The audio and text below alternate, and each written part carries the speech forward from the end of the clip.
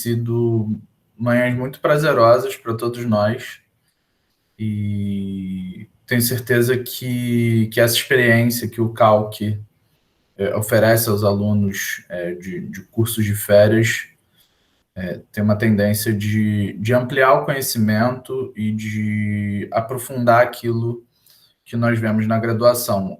A gente sabe que durante a graduação é muito difícil que os alunos tenham estudos aprofundados sobre determinados temas, o professor fica premido por um calendário muito curto para dar muitas matérias, e esses cursos de férias são oportunidades que eu gostaria de ter tido quando eu era aluno da graduação na UERJ, quando entrei em 2009 na UERJ e fiquei até 2013 como aluno da graduação, e tenho certeza que essa iniciativa do Calc é algo que os alunos devem comemorar, celebrar e agradecer, e falo em nome do REG, agradeço muito a oportunidade de poder contribuir com essa iniciativa tão valorosa do Calc.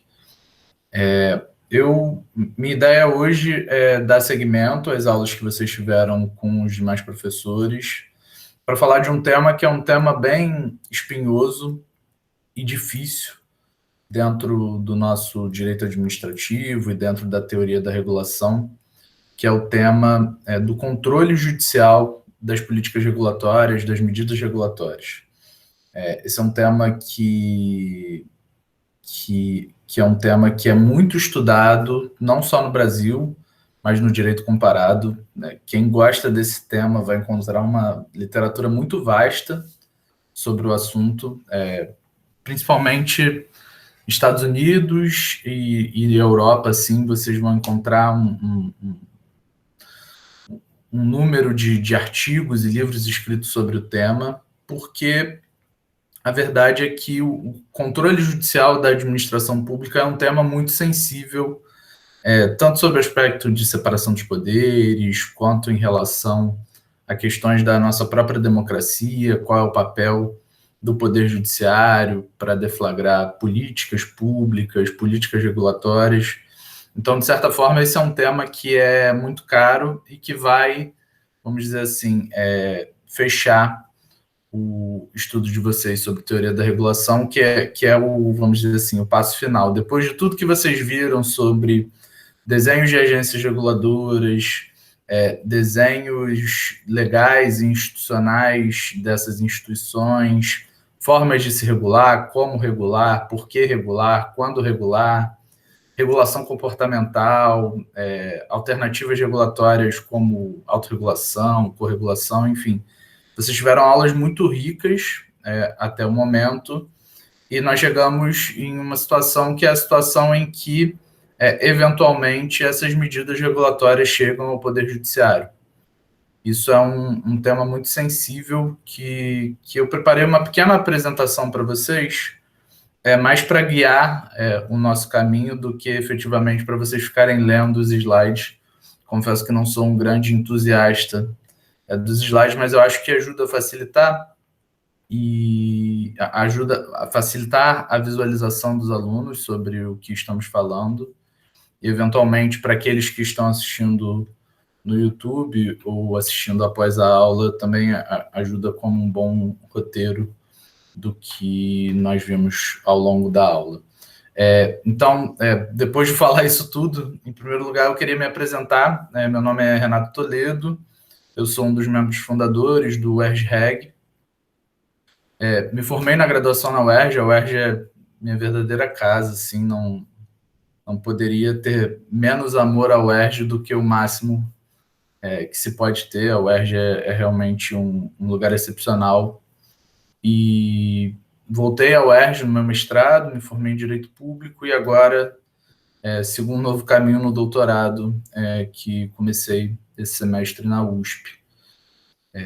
De todo modo, o que para mim é mais importante do que me apresentar é me colocar à disposição de vocês para responder perguntas ao longo da aula, para aqueles que estão aqui no Google Meet e têm a disponibilidade do chat, e também me colocar à disposição, caso queiram, para debater e continuar a debater o assunto tanto por e-mail ou por reuniões agora de videoconferência, mas espero que em breve também por reuniões presenciais. Eu acho esse tema muito legal, um tema que ainda tem muitos desafios no Brasil, e convido vocês a desenvolverem estudos sobre esse tema que ainda requer um desenvolvimento teórico e principalmente empírico muito grande. Então, vou compartilhar a tela aqui com vocês.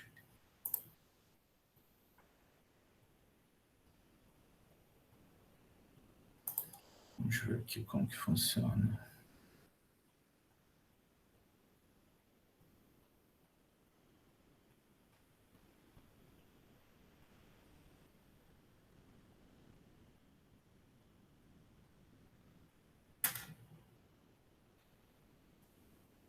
Eu não sei se vocês me ouvem, mas aqui parou tudo.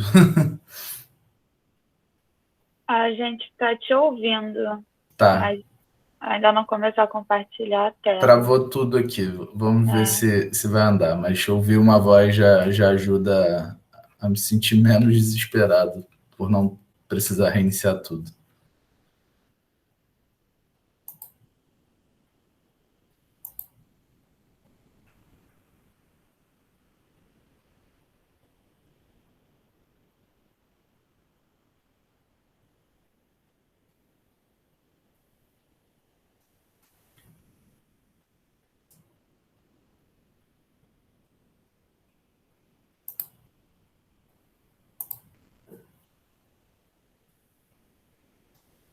Me avisem se começar a compartilhar, que aí eu já posso dar início.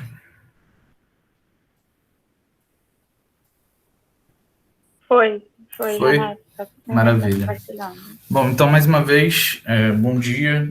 Vamos começar a falar sobre controle judicial da regulação e a teoria da deferência, que é um dos temas mais caros a essa ideia de como o poder judiciário deve se comportar na revisão dos atos da administração pública, e principalmente nos atos da administração pública que envolvem políticas regulatórias. Aqui já está o meu e-mail, para quem quiser seguir essa discussão depois da aula, podem entrar em contato comigo. E, enfim, só uma parte também que é muito importante.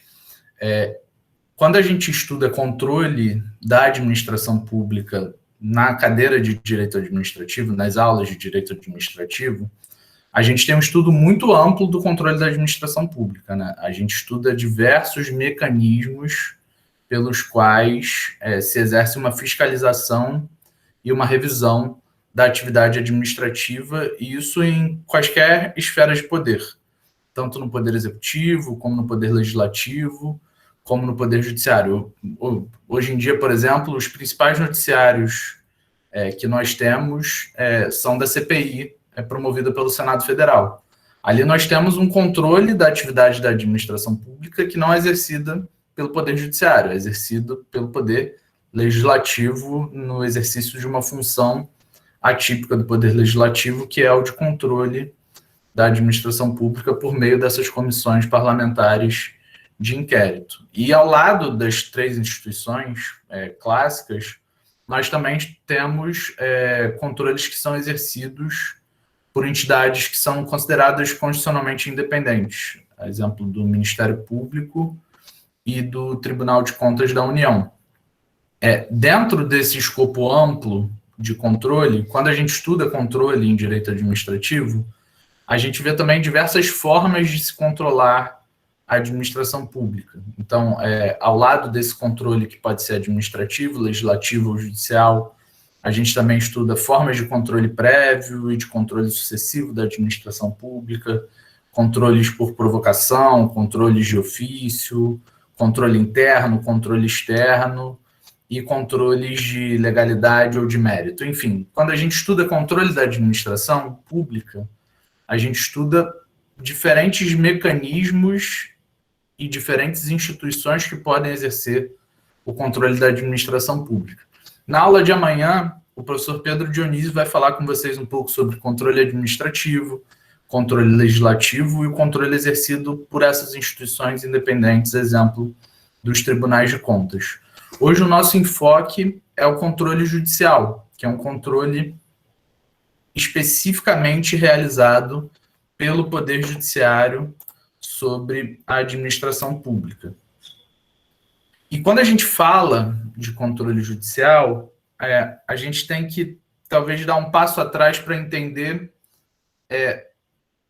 o que a gente fala de administração pública no Brasil, o que isso significa.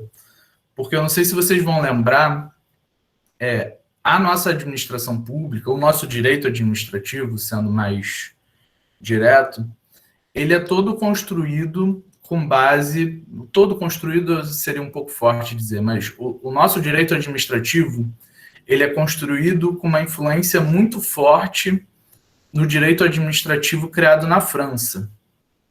E a França tem uma particularidade que não existe no Brasil. Na França, quando foi criado o direito administrativo, a administração pública não era julgada pelo Poder Judiciário. A administração pública lá é julgada por uma instituição que é chamada de Conselho de Estado, que são os tribunais administrativos. Na França, a jurisdição é dupla. Tem um poder judiciário para julgar os conflitos entre os privados e um poder judiciário para julgar a própria administração pública, com a peculiaridade de que esse poder judiciário, que não é judiciário, é um tribunal tipicamente administrativo. Então, por muito tempo,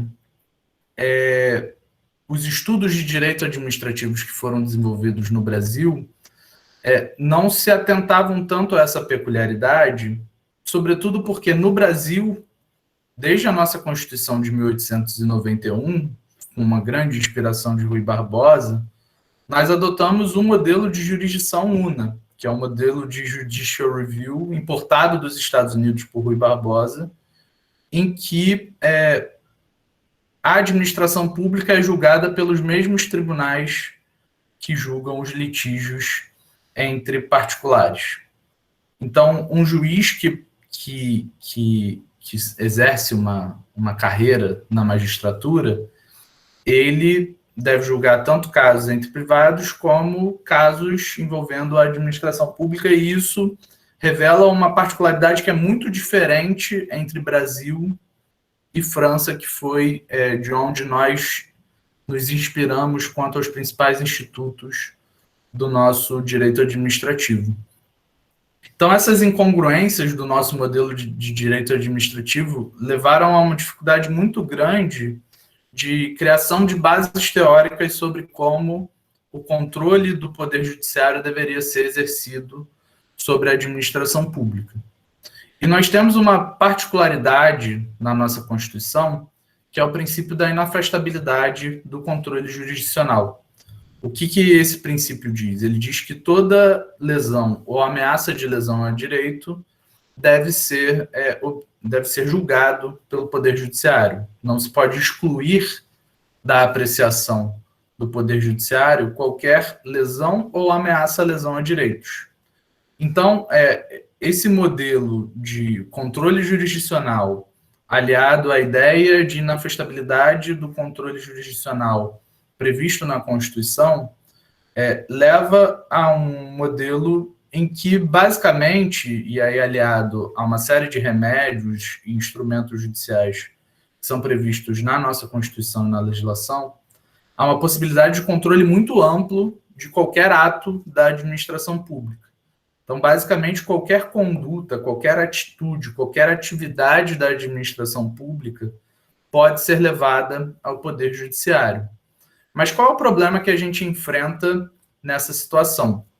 É um problema básico de princípio da separação dos poderes, de entender dentro desse modelo de freios e contrapesos em que medida e com qual intensidade um poder pode intervir sobre o outro.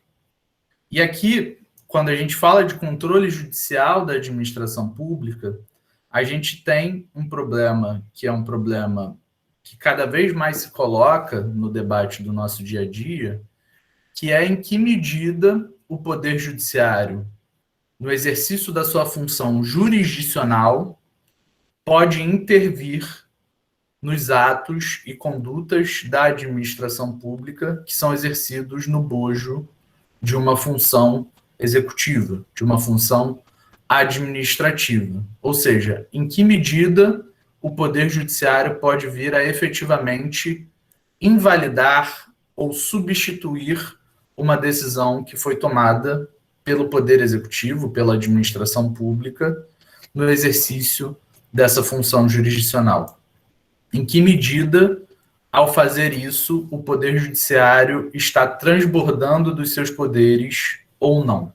Então, essa é uma questão clássica que é colocada dentro do nosso direito administrativo como um problema, como uma celeuma básica sobre separação de poderes de controle judicial da administração pública. Como eu disse para vocês, o nosso direito administrativo ele foi muito inspirado na Europa, na França principalmente, que é o berço do direito administrativo no mundo inteiro.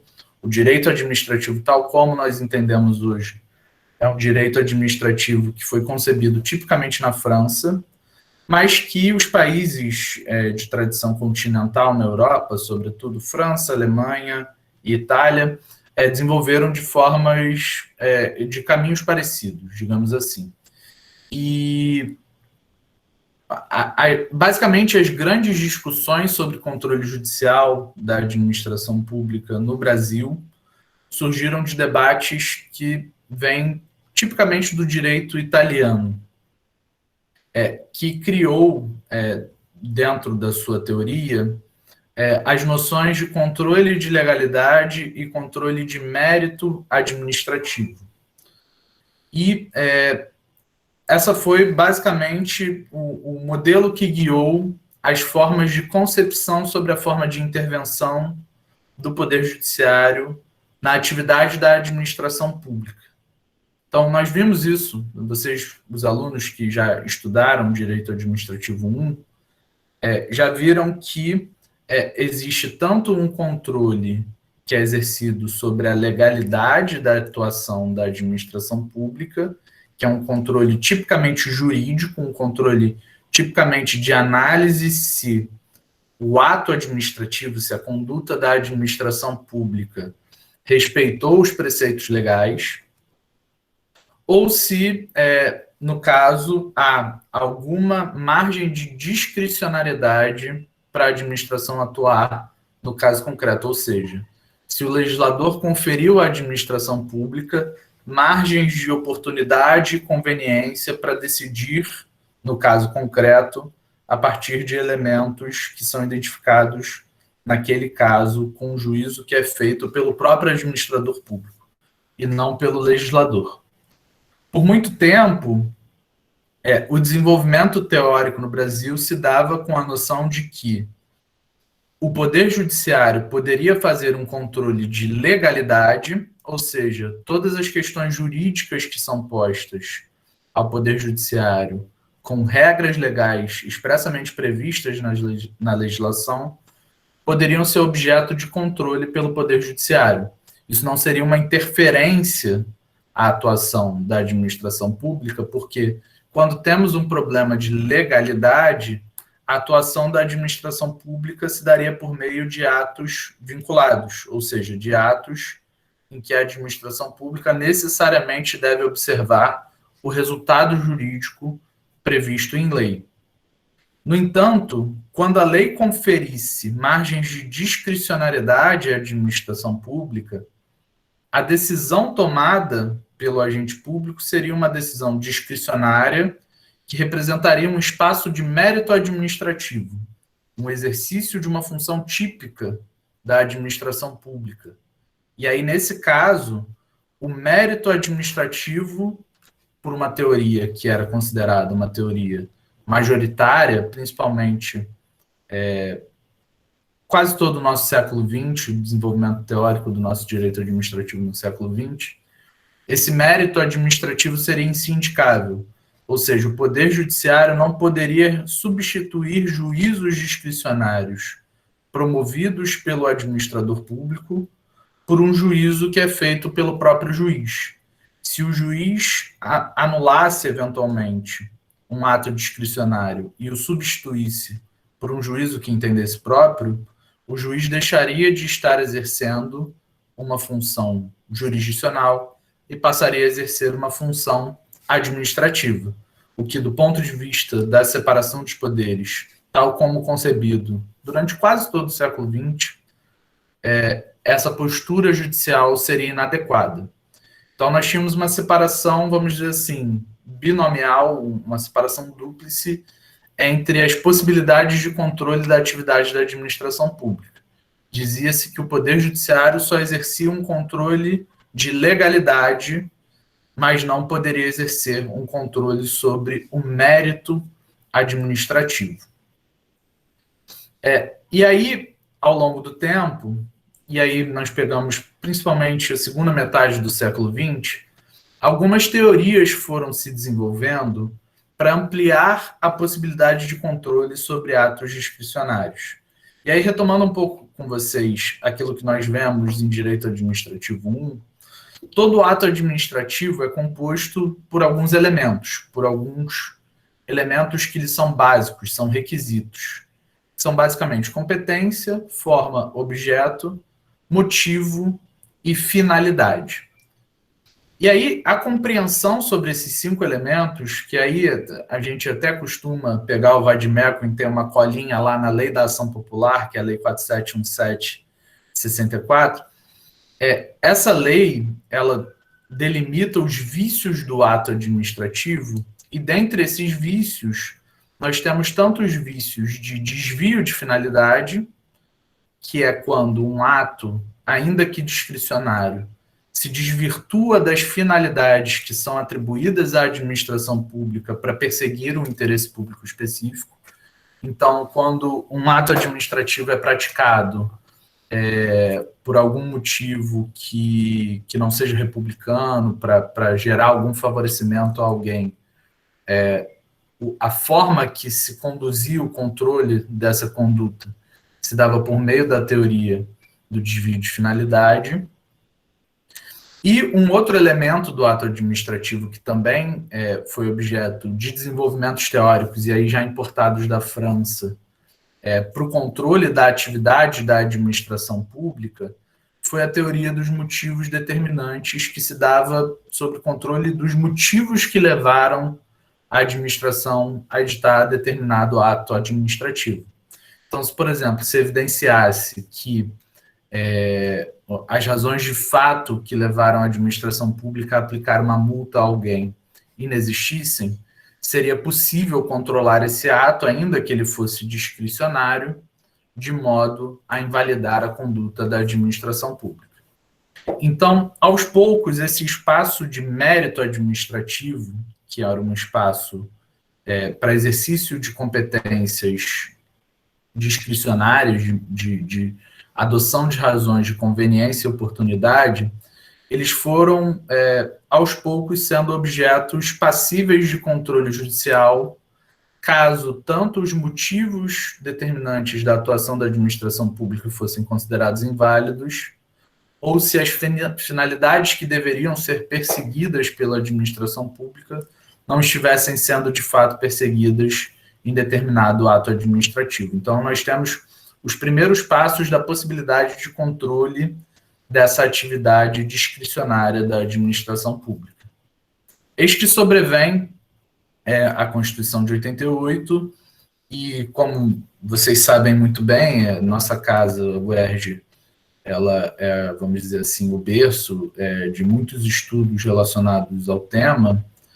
Nós temos um advento de um neoconstitucionalismo e de uma ampliação da possibilidade de controle judicial da administração pública, sobretudo com a superveniência de um entendimento doutrinário muito relevante dentro do nosso direito, de que os princípios incidentes sobre a administração pública teriam força normativa, ou seja, atribuiu-se uma força jurídica aos princípios jurídicos, que passaram a ser um instrumento de controle muito relevante da atividade da administração pública. Então, atos que antes eram considerados puramente discricionários passaram a ser objeto de maior controle da administração pública por meio da incidência de princípios como o princípio da moralidade, princípio da impessoalidade, princípio da eficiência, mas principalmente o princípio da proporcionalidade. E com isso o controle da administração pública foi se expandindo de uma forma bem ampliativa. E aqui eu destaco uma teoria, que é uma teoria que foi formulada por um professor da casa, o professor Gustavo Binemboim, que é o da teoria dos graus de vinculação à juridicidade, em que o professor propõe uma leitura de superação dessa noção entre atos que são vinculados à lei e atos que são puramente discricionários, passando a entender que toda atividade administrativa é vinculada não apenas à lei, mas a uma noção mais ampla de juridicidade, e que não existem atos puramente vinculados ou discricionários, mas existem diferentes graus de vinculação a essa juridicidade. Então, mesmo os atos que eram considerados mais discricionários são minimamente vinculados pela incidência de princípios, são vinculados à juridicidade por incidência de princípios.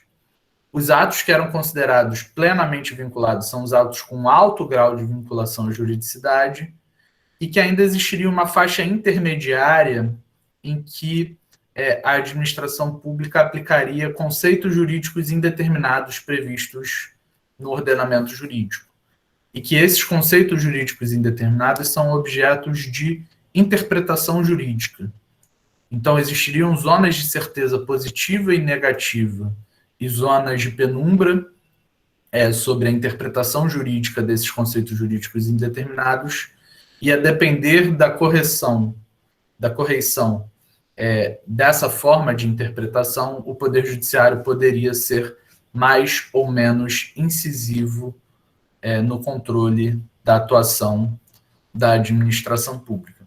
Então, nós temos aqui, gente, um quadro geral da evolução do modelo clássico das discussões sobre controle judicial da administração pública. E aqui, quando eu estou falando de administração pública, eu estou falando tanto dos atos que são feitos e editados pela Presidência da República, como também os atos editados ou promovidos pelo seu Ademir, que está no balcão de qualquer repartição pública.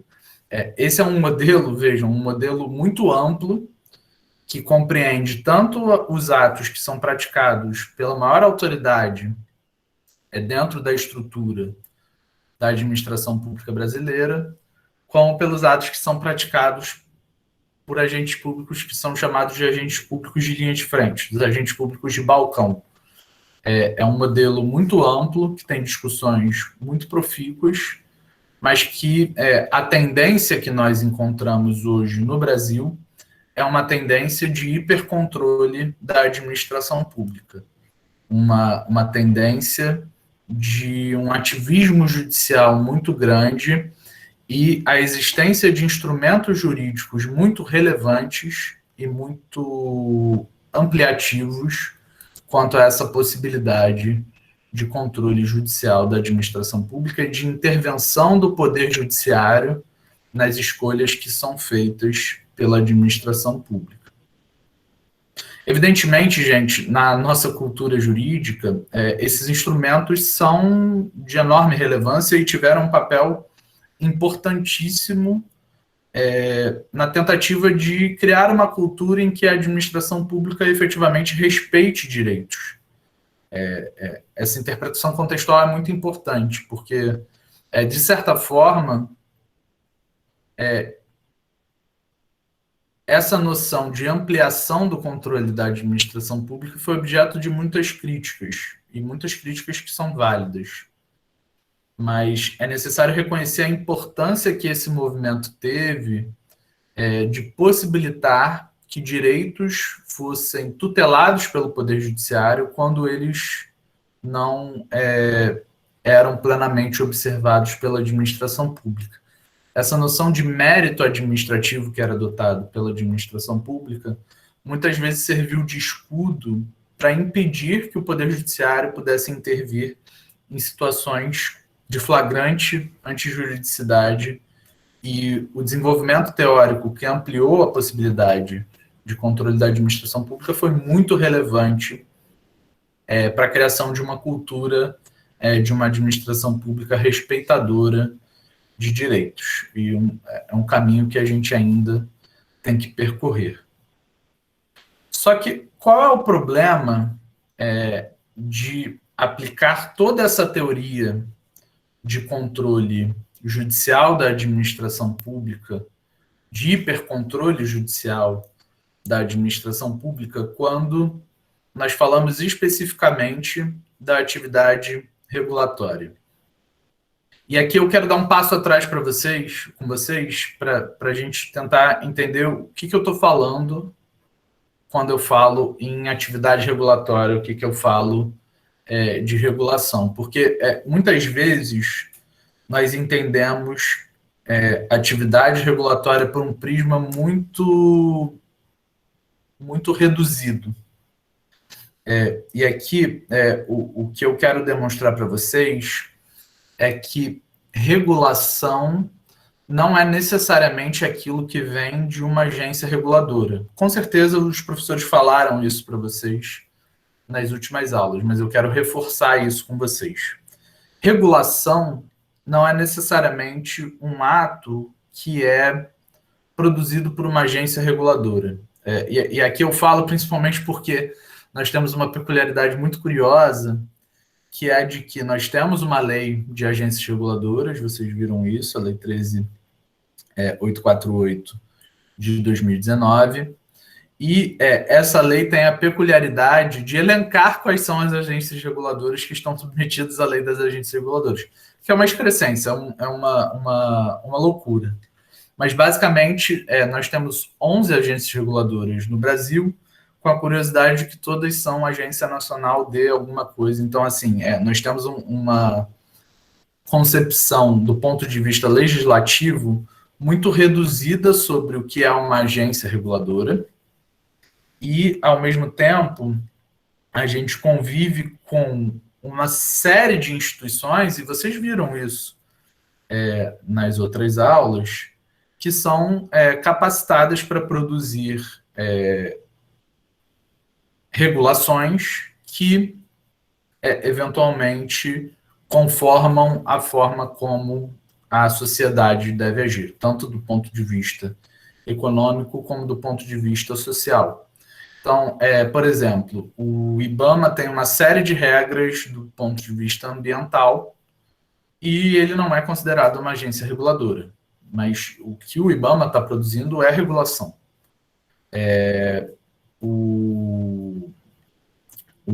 A CVM, por exemplo, muita regulação de mercado financeiro. Banco Central, uma série de regulações sobre mercado de pagamentos. SUSEP, regulação de todo o mercado securitário. Essas instituições não são nomeadas como agências reguladoras, mas o que elas produzem é inequivocamente regulação. E aqui, um outro ponto que eu quero trazer para vocês é que regulação é um conceito mais amplo do que normatização. Por que eu digo isso?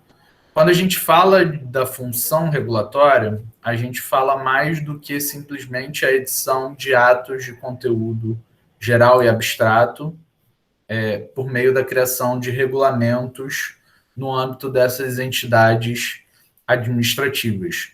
Ao lado dessa função normativa da administração pública, das entidades da administração pública, e aqui a gente pode até ampliar, e aí se vocês quiserem ampliar o conceito de regulação para abranger, inclusive, entidades que não fazem parte da administração pública, como, por exemplo, toda a regulação do mercado publicitário é feita pelo CONAR. E o CONAR é uma entidade de autorregulação, não uma entidade pertencente à estrutura da administração pública. Mas o que eu ia dizendo é que, além dessa dimensão institucional sobre regulação, que é mais ampla do que as agências reguladoras, o conceito de atividade regulatória também é mais amplo do que a função normativa dessas entidades, da função regulamentadora.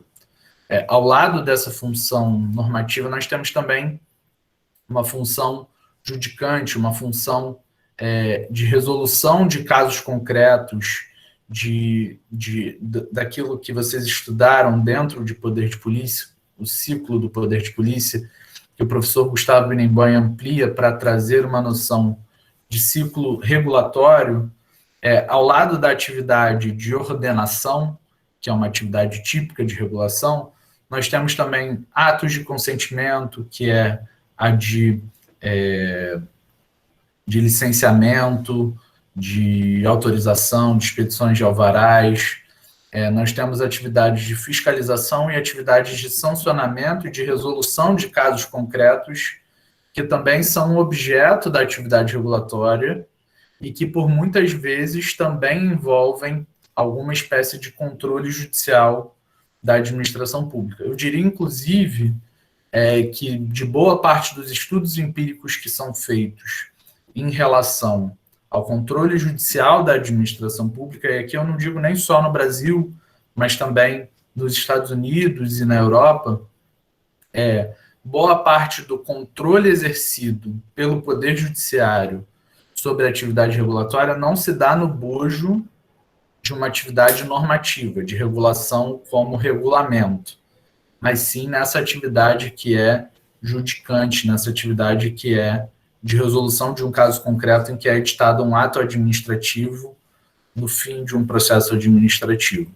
Então, essa compreensão sobre o que é regulação é muito importante para vocês entenderem sobre o que a gente está falando, tá? Eu não estou falando só de agência reguladora e eu não estou só falando de atos normativos. Isso é muito importante. E vamos lá, indo um passo agora adiante.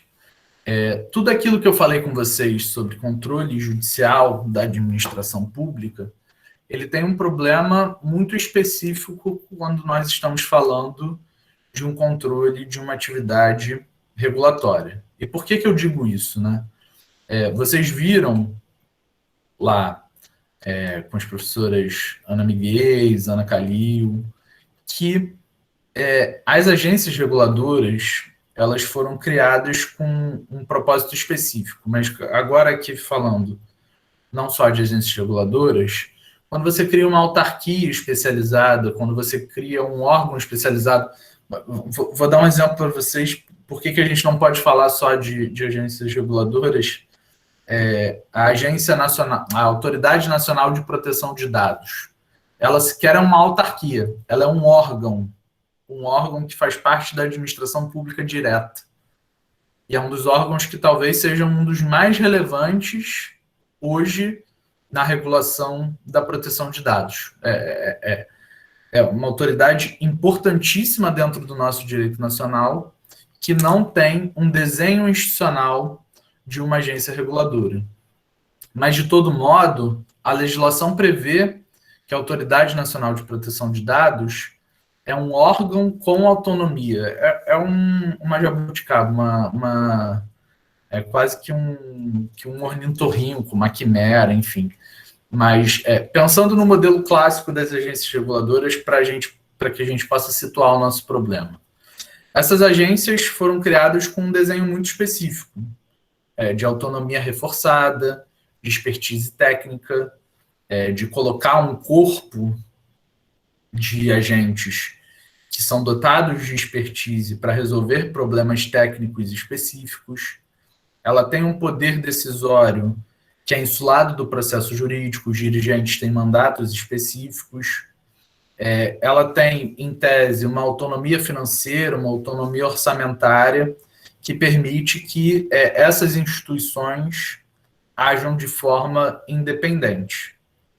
E aí se coloca um problema, porque se ela tem uma independência e uma expertise técnica para decidir sobre assuntos específicos e bem delimitados, se você tem uma porta aberta no Poder Judiciário para que um juiz específico possa rever tudo o que foi feito por essa instituição que foi criada e bem adaptada para lidar com aquele assunto de natureza técnica, provavelmente nós teríamos um esvaziamento de todo esse desenho que foi pensado para lidar com essas questões técnicas complexas. Então, aqui nós temos um problema, basicamente, de capacidade institucional que o Poder Judiciário tem para avaliar essas políticas regulatórias que são complexas, esses assuntos complexos que são decididos por instituições regulatórias que não só são as agências reguladoras, mas que o debate é colocado, sobretudo, no âmbito de agências reguladoras. Então, a dúvida é como um juiz que tem uma formação eminentemente jurídica pode vir a reavaliar essas condutas, esses atos, esses regulamentos que são editados por uma instituição que é dotada de uma capacidade técnica específica. Então, por muito tempo, a doutrina e o próprio Poder Judiciário tentou buscar parâmetros para lidar com essa circunstância específica. Então, se questionou por muito tempo qual era o tipo de controle que deveria ser exercido pelo Poder Judiciário sobre essas autoridades administrativas. E nesse debate, ganhou muito relevo a ideia de que o Poder Judiciário deveria ser, de certa forma, deferente às decisões tomadas por essas autoridades administrativas, ou seja, que o Poder Judiciário deveria adotar uma postura autocontida em relação a essas decisões técnicas tomadas por entidades regulatórias. Então, a ideia dessa deferência judicial, ela parte dessa ideia de capacidades institucionais, no sentido de que o Poder Judiciário deve se autoconter, porque o que ele está avaliando é uma decisão tomada por uma instituição que é comparativamente mais bem adaptada para enfrentar aquele tema. Ou seja, uma agência reguladora, uma instituição que é legalmente responsável por designar as políticas relacionadas àquele tema de natureza técnica, ele tem, comparativamente falando, em relação ao Poder Judiciário, uma melhor capacidade institucional para o enfrentamento daquela questão. Então, esse seria o principal motivo para recomendar uma postura autocontida do Poder Judiciário em relação a essas atividades administrativas regulatórias. E uma segunda ordem de razões que poderia decorrer disso seria também a forma como que o Poder Judiciário, ao intervir num caso concreto, pode vir a desestabilizar, a desestruturar uma política regulatória. Então, e aqui tomando como pressuposto o que eu falei com vocês, que a maior parte do controle judicial sobre as políticas regulatórias se dá em casos concretos, em atos concretos e não na atividade normativa da administração pública. É muito possível que o Poder Judiciário, ao julgar um caso concreto, desvirtue toda uma política pública regulatória sobre determinado tema. Aqui eu vou dar um exemplo para vocês que é muito claro. Todo ano, o SUS delimita os custos dele sobre todos os assuntos relacionados a direito à saúde. Essa é uma política pública que tem um caráter técnico muito grande. Escolhas alocativas de onde o dinheiro da saúde será alocado para a promoção do direito à saúde.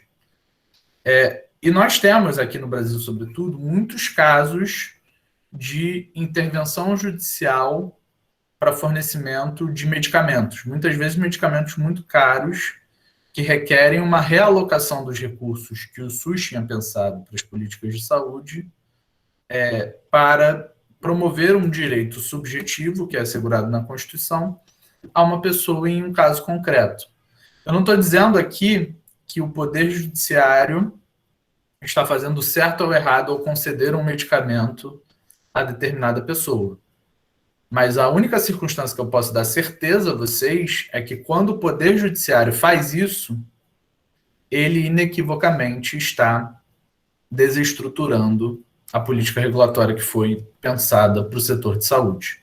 Então, se aquele medicamento específico não estava na lista do SUS, não havia recursos previamente provisionados para o pagamento daquele medicamento, quando o Poder Judiciário concede uma liminar e fornece o medicamento a uma pessoa, ele está desestruturando toda a política pública de saúde que foi pensada pelo SUS. E aqui, olha, gente, eu não estou falando de uma agência reguladora, estou falando do SUS.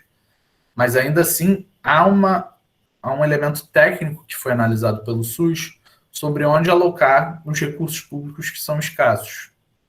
Então, de certa forma, quando nós temos uma postura ativista do Poder Judiciário, há uma tendência de desestruturação das políticas regulatórias e ainda, considerando um cenário em que a administração pública é controlada principalmente por juízes de primeira instância, embora os casos possam chegar ao STJ, ao STF, para padronização de jurisprudência, quando nós temos uma postura ativista, sem muitos parâmetros sobre quando um juiz pode ou não intervir em uma política regulatória, nós temos uma situação muito grande de insegurança jurídica. Ou seja, quando os formuladores das políticas regulatórias estão desenhando como o determinado setor da economia deve se comportar, não há segurança de que aquilo será respeitado ou de que aquilo efetivamente será mandatório, porque a gente sabe que, por vezes, pode vir a ser que o Poder Judiciário vai intervir de uma determinada forma, ou liberando uma empresa específica de cumprir uma exigência regulatória, ou liberando, ou conferindo um direito específico a uma empresa ou uma pessoa que não era prevista pelo regulador.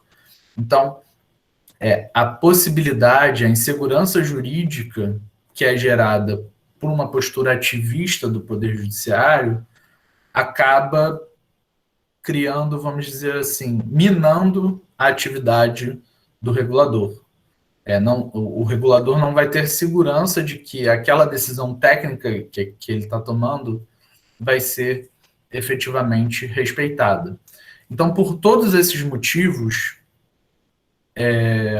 foi se criando teorias que lidassem com essa circunstância específica de o Poder Judiciário controlar especificamente decisões técnicas que são tomadas por instituições que foram especificamente desenhadas para lidar com esses assuntos complexos. E daí se surgiu toda uma discussão se o Poder Judiciário deveria adotar uma postura autocontida ou não. Ou seja, se o Poder Judiciário, qual era o grau de intensidade com que o Poder Judiciário poderia intervir sobre essas políticas regulatórias. A Patrícia, aqui no chat, fez uma pergunta, como nem todos no YouTube terão acesso a ela, eu vou ler na sua completude. Ela diz: essa é uma crítica ao ativismo judiciário, mas ela é uma política regulatória? As agências reguladoras têm esse diálogo com a política pública de saúde? Não entendi. Patrícia, é realmente complexo, tá? Porque dependendo da definição que a gente vai adotar sobre regulação e sobre política regulatória, esse debate pode ser muito mais amplo do que geralmente se é colocado. O exemplo que eu dei sobre as políticas de saúde é uma política pública, sem dúvida. a meu ver, também tem um aspecto regulatório, porque o SUS define quais medicamentos serão fornecidos dentro da rede pública de saúde. E isso tem um diálogo muito importante com a ANS, que também é responsável por uma definição de rolos de medicamentos que devem ser fornecidos pelos planos de saúde. Então, existem uma série de câmaras técnicas que eu não vou saber te precisar com toda certeza. Existem uma série de câmaras técnicas dentro do SUS que decidem sobre essas políticas públicas de saúde. Essa é uma questão eminentemente técnica, vejam. Não existe aqui um juízo discricionário que é exercido pela administração pública sobre o que é legal ou não. O SUS avalia, dentro do ponto de vista técnico que lhe é conferido, dentro dessas câmaras técnicas que são capacitadas para tomar essas decisões sobre quais medicamentos vão ser fornecidos no âmbito do sistema público de saúde, essa talvez seja assim, uma compreensão que aqui nós temos, quando uma pessoa está pedindo ao governo para fornecer um medicamento, e esse medicamento não está dentro daquela estrutura que foi montada pelos agentes técnicos do SUS, essa é uma forma de controlar a própria lista do SUS. Então, assim, quando o Poder Judiciário ele concede um medicamento que não está na lista do SUS, ele, de certa forma, está declarando aquela lista inválida dentro do caso concreto. É como se fosse uma declaração incidental de inconstitucionalidade do ato administrativo que criou aquela lista que limitava o direito à saúde àqueles requisitos específicos. Então, não deixa de ser uma política regulatória essa definição da lista do SUS. E isso é muito importante para vocês entenderem que controle judicial de políticas regulatórias, aqui a gente adota um conceito de regulação amplo, justamente porque os debates que são colocados sobre o grau de intensidade que o Poder Judiciário deve agir não se limita às decisões que são tomadas pelas agências reguladoras, tá? Mas aqui, nesse caso, até tem um certo grau de interação entre o SUS e a ANS, mas o que eu quero demonstrar para vocês é que decisões de caráter técnico dentro de um escopo mais amplo de regulação não se limita àquelas decisões que são tomadas pelas agências reguladoras. Eu não sei se isso ficou mais confuso para você ou mais claro, mas as decisões técnicas que são tomadas no âmbito da administração pública direta também estão dentro desse conceito mais amplo de regulação.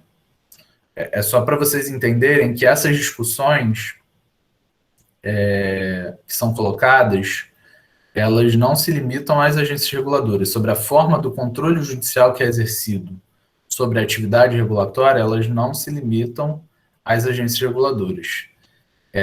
E isso se dá muito por conta da principal teoria que nós importamos, que nós vamos ver daqui para frente, que se dá dentro de um contexto americano em que as agencies são basicamente essas entidades da administração pública. Lá tudo é agency.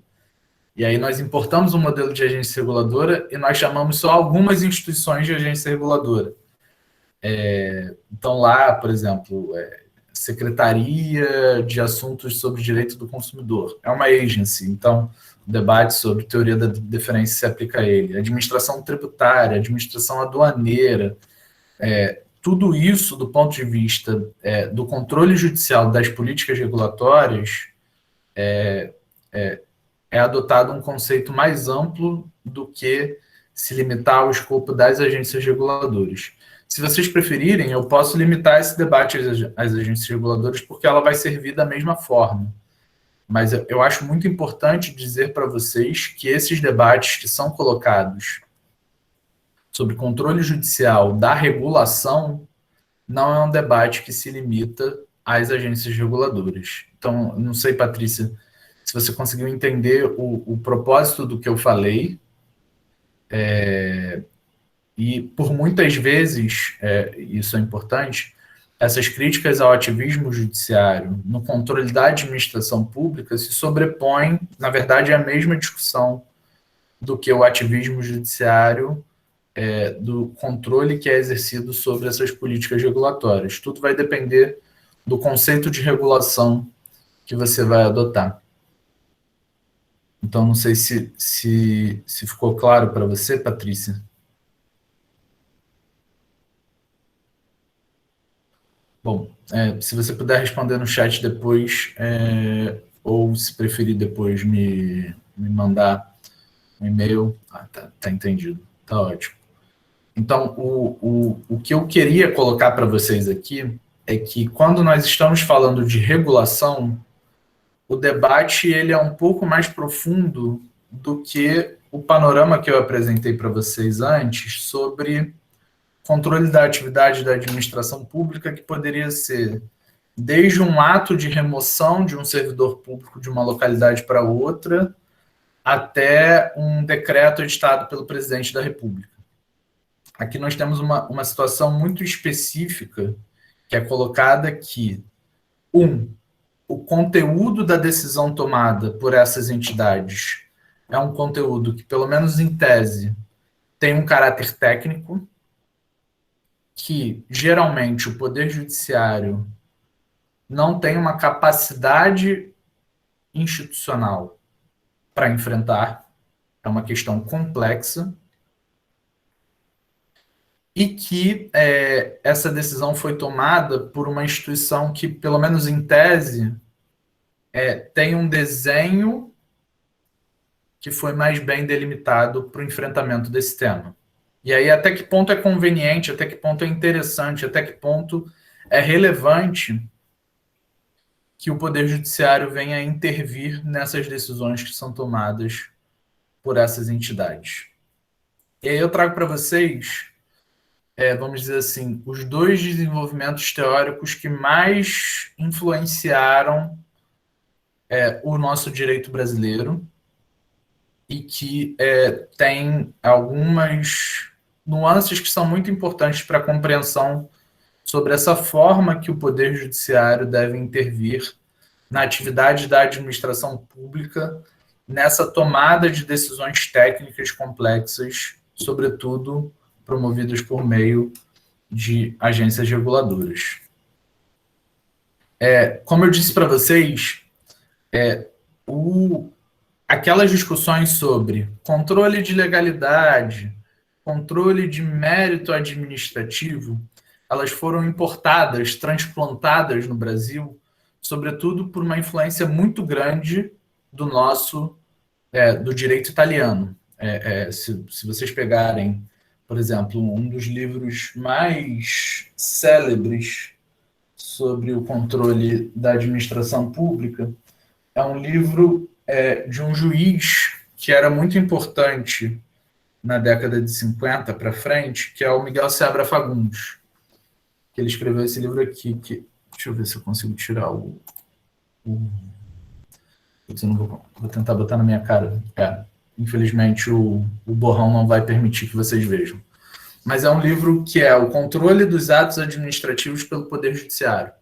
E foi um dos primeiros livros escritos sobre esse tema no Brasil. E o Miguel Seabra Fagundes, esse livro é atualizado até hoje, mas não é muito fácil de encontrar.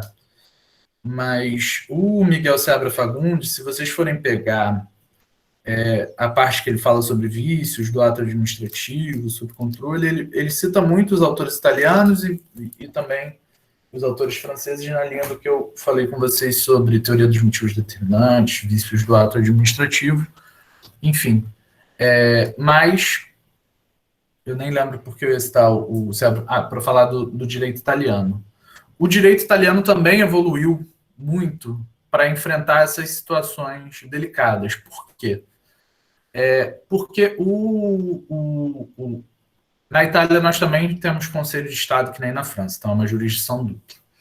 Mas o que o Conselho de Estado foi percebendo com o tempo é que no caso em que nós temos decisões técnicas, essas decisões técnicas não são equivalentes ao juízo de conveniência e oportunidade que são típicos de uma decisão discricionária, de uma decisão que eles encaravam como um mérito administrativo.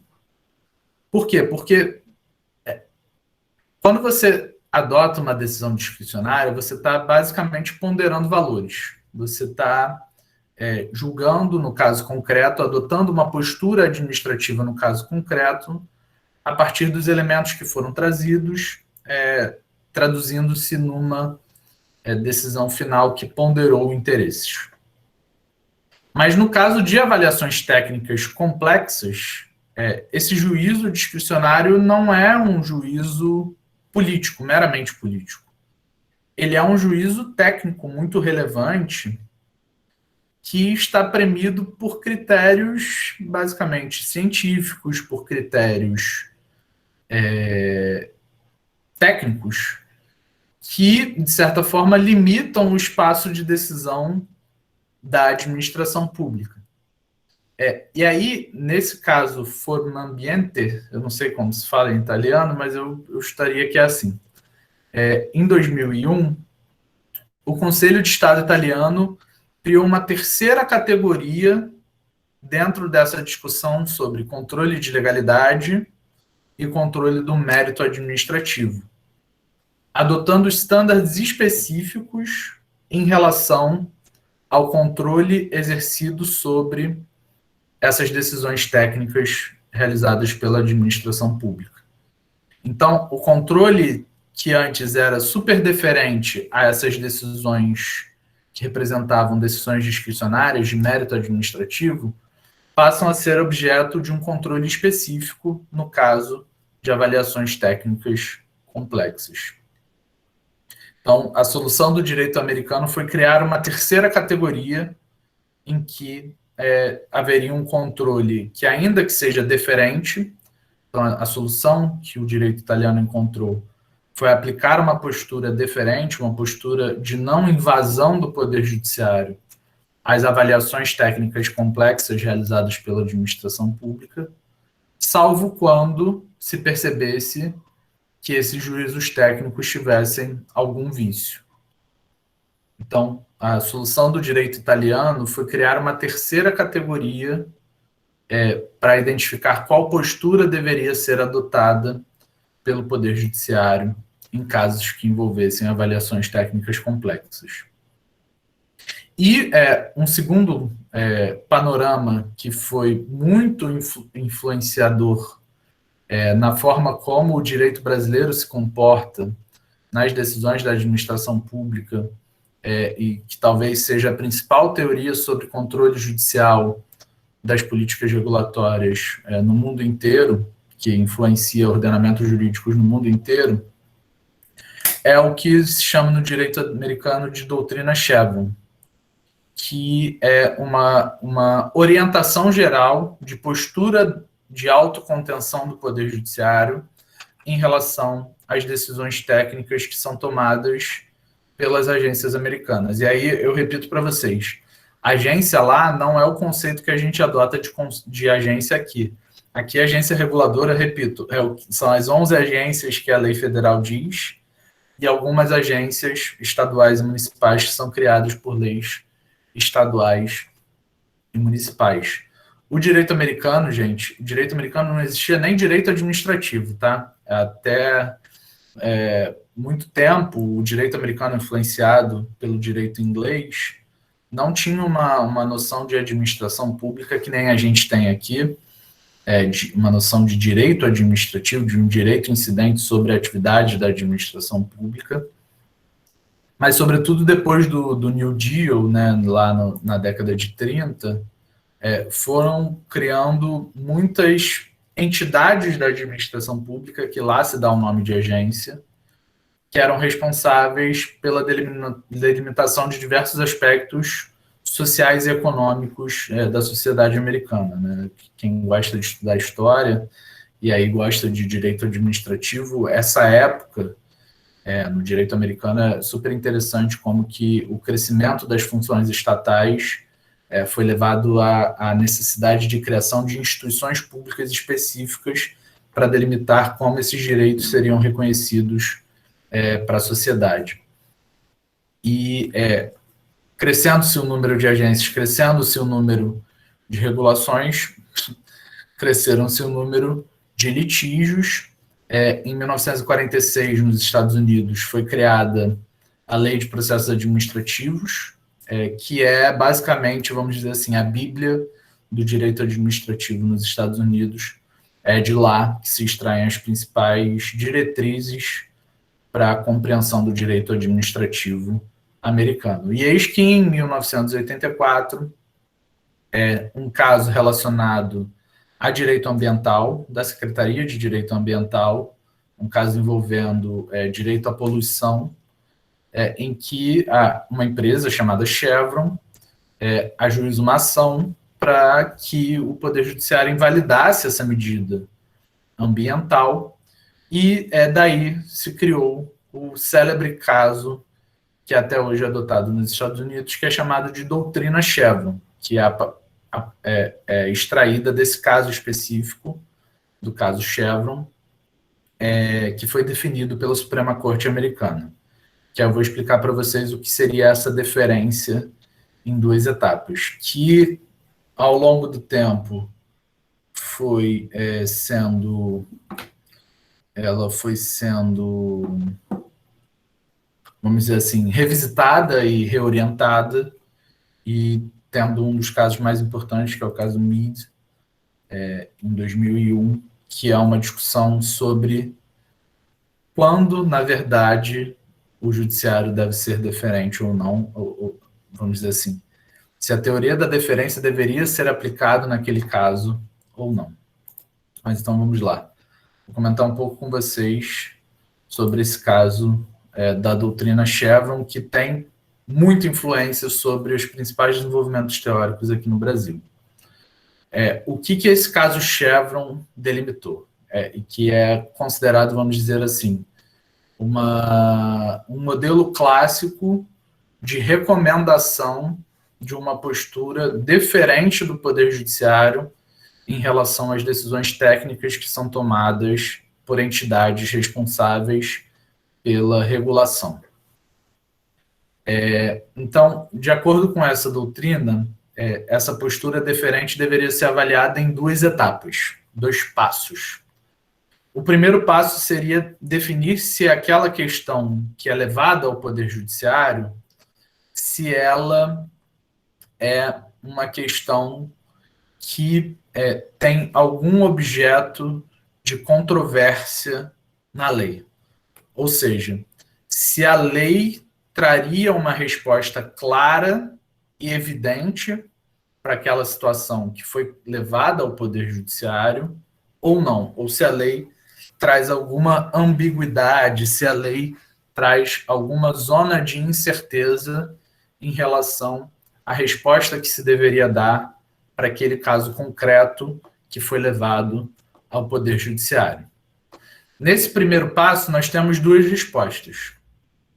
Se a lei for clara quanto ao resultado jurídico para aquele caso concreto, então o judiciário tem plena capacidade para controlar aquela conduta firmada pela administração pública. Então, o passo 1 de Chevron é muito parecido com o que aqui no Brasil se entende como um controle de legalidade. Conseguem entender? Se a lei é clara quanto ao resultado jurídico que se deve dar àquele caso concreto, isso quer dizer que a atividade da administração pública é uma atividade plenamente vinculada à lei. Se é um ato vinculado, isso quer dizer que o Poder Judiciário pode controlar de forma plena a atividade da administração pública, ou aqui, no caso, a atividade de uma entidade responsável por um conteúdo decisório que tem algum caráter regulatório.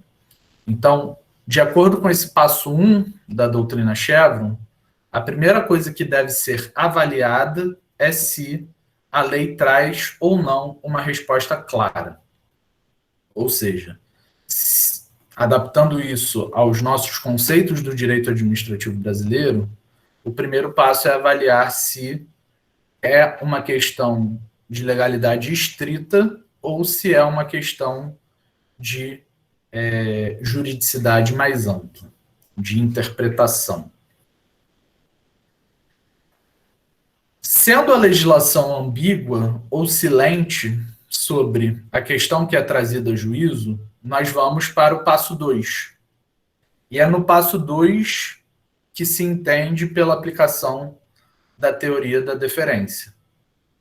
Então, quando a administração pública exerce alguma função que seja discricionária, de avaliação no caso concreto, a partir da ponderação de aspectos técnicos sobre determinado caso, o Poder Judiciário adota, nos Estados Unidos, uma postura de autocontenção. Ou seja, ele não vai investigar qual é o melhor resultado concreto para aquele caso que foi trazido ao Poder Judiciário. Não é esse a postura que ele vai adotar. Ele vai avaliar, basicamente, se a interpretação conferida pela administração pública naquele caso concreto é uma interpretação razoável, se é uma interpretação permitida dentro dos espaços interpretativos que foram conferidos pela legislação àquela autoridade pública. Ou seja, mesmo que o juiz, mesmo que o Poder Judiciário não concorde que aquele resultado promovido pela administração pública é o melhor resultado possível, é a melhor interpretação possível, se essa interpretação, se esse conteúdo decisório for um conteúdo que é razoavelmente adequado à luz do texto legal, o Poder Judiciário não se intrometerá nessa decisão, reconhecendo que aquela instituição é mais bem capacitada para realizar aquela avaliação do que os juízes que detêm uma formação jurídica. Então, basicamente, vamos dizer assim, esse é o quadro geral da ideia da doutrina Chevron. É uma doutrina que, dentro desses espaços interpretativos ou espaços de avaliação técnica que são conferidos à administração pública, cabe ao Poder Judiciário, única e exclusivamente, realizar uma análise quanto à razoabilidade da interpretação que foi conferida pela administração pública. Sendo razoável, não haveria por que o judiciário se intrometer. Não haveria por que o judiciário substituir a avaliação que foi feita pelo administrador público. Então, vejam que, do ponto de vista discursivo, Chevron tem estruturas que são diferentes do desenvolvimento teórico no Brasil, mas que, de certa forma, conversam de uma maneira muito profícua com o desenvolvimento teórico que se teve no Brasil, baseado basicamente no direito italiano. Esse passo 1 de Chevron é muito similar ao nosso controle de legalidade. O aspecto mais interessante relacionado ao passo 2 é que o passo 2 ele é mais similar ao nosso modelo de controle judicial prévio à Constituição do que o modelo que nós temos hoje de ativismo, um modelo de hipercontrole, um modelo em que um tribunal pode, por exemplo, avaliar livremente a proporcionalidade da medida e chegar a um resultado diverso do que o administrador público chegou e invalidar a conduta do administrador público. Vamos dizer assim, o passo 2 de Chevron é uma diretriz que não necessariamente é adotada pelo nosso Poder Judiciário. Dito com outras palavras, o passo 2 é mais uma orientação do que uma determinação jurídica que vai chegar a um resultado de mais ou menos controle. E é com base nesse passo 2 que muitos teóricos têm tentado fazer com que haja uma espécie de retorno do pêndulo. Em que sentido? No sentido de que nós tivemos um pêndulo que puxou muito para um controle muito grande da administração pública, que antes disso nós tínhamos uma situação em que o controle da administração pública era muito pequeno e que quase todos os movimentos dentro do direito são pendulares, né? Nós temos um espaço muito pequeno de controle do mérito administrativo. Nós fomos para um momento de muito controle da administração pública, de instrumentos que possibilitassem um controle muito amplo da administração pública, e que Chevron seria uma espécie de ponto intermediário que faria esse pêndulo retornar para uma postura mais autocontida e mais compatível com a ideia de separação de poderes, de preservar os espaços de decisão da administração pública quando se tratar de assuntos de complexidade técnica que envolvem essas políticas regulatórias. Então, a ideia de Chevron é essa postura de autocontenção. Só que, como vocês podem ver, esse modelo de Chevron, ele é um modelo muito simplificado que tem que lidar com uma realidade que é complexa. Então, por exemplo, se vocês forem estudar Chevron a fundo, vocês vão ver que esse passo 1 é hiper complexo, porque quando a gente tem que definir se há uma resposta clara ou não na legislação, para depois definir se a postura vai ser diferente ou não, nós já temos um elemento de muita complexidade, que é um elemento de interpretação da legislação. E aí, o espaço para o juiz que quer ser ativista é só ele resolver a questão pelo passo 1. Que é falar, olha, não, a partir da interpretação jurídica que eu tenho aqui da legislação, da Constituição, ou do que quer que seja, a resposta jurídica tem que ser essa. Como a administração pública não adotou essa resposta jurídica, eu estou invalidando essa conduta. E aí nós vemos, pela evolução da jurisprudência no direito americano, que esse passo 1 é hipercomplexo e tem uma série de parâmetros que passaram a ser adotados pela jurisprudência para permitir que o Poder Judiciário lá pudesse controlar as políticas regulatórias do governo. Então, vejam, por mais bonito que seja o discurso de adoção de uma postura deferente, de que aqui os tribunais não interferem nas políticas regulatórias, que aqui o judiciário respeita as decisões que são tomadas pela administração pública, ele é um discurso que é facilmente falseado. Ao fim e ao cabo, existem instrumentos também no direito americano para que esse controle se dê de uma forma mais incisiva dentro desse passo 1, que é conferido aos magistrados para o controle da administração pública. Então,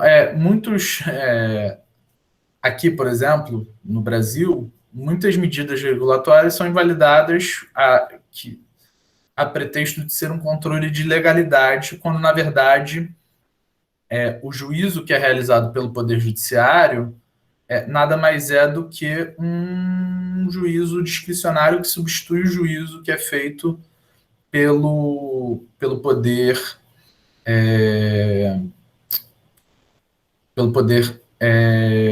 executivo, pela administração pública. Então, o Gabriel Cavalcante trouxe uma pergunta aqui que parece ser bem interessante. Vou ler para o pessoal que está ouvindo pelo YouTube e não tem acesso ao chat. Ele diz o seguinte: professor, o senhor acha que existe alguma possibilidade da doutrina Chevron sobre um overturn? Lembro de ter lido algo no sentido de que, em razão da atual composição mais pro-business da Suprema Corte Americana, havia a possibilidade disso ocorrer em casos futuros. Gabriel, você entrou num debate que é super complexo, tá? Eu vou tentar dar a minha opinião sobre esse assunto de uma forma que não seja necessário que eu desenvolva uma tese de doutorado para poder te explicar. Mas, basicamente falando, quando o governo Trump nomeou o Kavanaugh e eu esqueci o nome do outro, tinha muitas discussões sobre doutrina Chevron, tá? O que eu posso te trazer de quadro geral?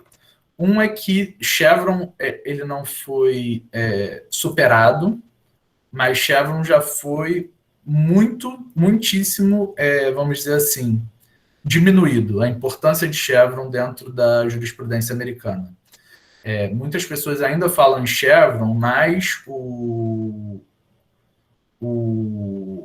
caso que eu vou trazer para vocês, que é Meade, ele já diminuiu bastante a importância de Chevron, porque ele criou um passo zero, que é quando que a gente vai aplicar Chevron ou não. Então, assim, se antes você discutia se a questão era juridicamente certa ou não, para depois definir se a postura vai ser diferente, agora nós temos um passo zero, que é definir se Chevron será aplicado a esse caso concreto, o que já abre um leque de possibilidades para a postura ser diferente ou não. Mas nesse caso de Meade, que eu vou falar com vocês, um dos principais críticos a Meade era o Justice Scalia, que era vamos dizer assim, um dos ministros mais conservadores da história da Suprema Corte Americana, e que geralmente totalmente associado aos governantes republicanos. Então, assim, a defesa de Chevron, assim, é curioso que com as nomeações do governo Trump, muito se debateu se Chevron seria finalmente superado ou não, e principalmente tem um outro caso, que eu até me esqueci o nome, mas se não me engano é um caso que é chamado de... eu não vou lembrar. É um caso que se discute se deve ser... aqui a gente tem uma discussão de legalidade, se deve ser diferente a interpretação que a agência dá à legislação. E tem um outro precedente que é igualzinho Chevron, que é uma questão de deferência à interpretação que as agências dão aos seus próprios regulamentos. Teve uma grande discussão se esse precedente seria superado por causa da composição da corte. Em 2019, a Suprema Corte não deu overruling a esse precedente. Na verdade, foi uma composição unânime que manteve a continuidade desse precedente relacionado à deferência de decisões das agências em relação à interpretação dos seus próprios regulamentos. Qual foi o grande debate, tá, no governo Trump, e por que quando você diz pro-business, eu acho difícil, porque vou dar aqui uma opinião pessoal minha, tá? Nos Estados Unidos, há uma tendência lá, o que se discute é das agências reguladoras americanas serem capturadas pelo mercado, tá? Então, lá, a tendência é que a regulação... aqui eu estou falando de uma forma bem simplificada, tá? Vão ter 1000 nuances, mas a tendência lá é que a regulação seja pró-mercado. E, nesse caso, quando o judiciário adota uma postura deferente a uma regulação que é pró-mercado, o judiciário não deixa de ter uma postura que é pro-business, que é pró-mercado. Então, eu não vejo a teoria da deferência superar Chevron, eu não vejo isso como algo pro-business, pelo menos em princípio, tá bom? Falando aqui como uma opinião pessoal minha. Por que Chevron entrou muito em discussão durante o governo Trump, tá? E aí, para isso, eu vou ter que explicar um pouco de Meade para vocês. Mas o governo Trump, ele foi um governo que promoveu muitas desregulações, tá? E isso foi objeto de intensos debates judiciais, se as desregulações promovidas pelo governo Trump eram ou não legítimas. E, ao mesmo tempo, houve uma regulação muito grande, que foi objeto de muito controle judicial, que foram as regulações relacionadas a questões de imigração no governo Trump. E o Poder Judiciário não foi deferente a essas regulações. Então, assim, a meu ver, aqui não foi uma situação de overruling, porque, como eu disse, os passos de Chevron acabam abrindo uma margem de discricionariedade judicial muito grande para decisões em casos concretos, tá? Mas eu não vejo Chevron como um debate pro-business ou anti-business. Ela é uma postura judicial. É uma diretriz de postura judicial que vai enfrentar tanto governos democratas como governos republicanos. Então, assim, durante o governo Obama, durante o governo Clinton, houve muita deferência judicial. Mas durante o governo Bush também houve muita deferência judicial. Então, assim, vamos dizer assim, talvez eu esteja sendo ingênuo e muitos teóricos, cientistas políticos vão dizer que Chevron está de um lado ou do outro. Mas eu não vejo Chevron como algo que favorece necessariamente um ou outro, porque tudo vai depender da postura que é adotada pelas agências. Isso vai depender muito lá nos Estados Unidos se o governo é republicano ou se é democrata. Mas eu confesso que sim, eu vi, Gabriel, discussões sobre se a nova composição da Suprema Corte levaria a uma superação da doutrina Chevron. O que eu acho difícil, porque eu acho que os espaços que são conferidos atuais pela jurisprudência americana já dão uma boa margem de discricionariedade judicial para essas resoluções de caso concreto. A Estela fez uma pergunta de bastante profundidade. Se Chevron possui alguma relação à doutrina do excepcionalismo administrativo do Vermilye. Pelo que eu entendi, em contextos excepcionais, o controle judiciário é quase eliminado em prol da capacidade institucional da administração. São discussões um pouco diferentes, tá, Estela? Se você quiser, a gente pode até conversar depois para eu explicar melhor, mas é porque o tipo de decisão que é tomado no âmbito do excepcionalismo administrativo é um tipo de decisão diferente daquele que se foi pensado para a doutrina Chevron, tá? Quando a gente fala de doutrina Chevron, são mais decisões de caráter técnico que são tomadas em ambientes de normalidade. A teoria do excepcionalismo administrativo ela é um pouco mais complexa, envolve elementos políticos, enfim. Então, tem aquela discussão do Vermilye sobre o Estado schmittiano, né, que pega lá o fantasma de Carl Schmitt. Então, assim, são discussões um pouco mais complexas. Dentro dos Estados Unidos, tem uma doutrina de segurança nacional que é uma excrescência, que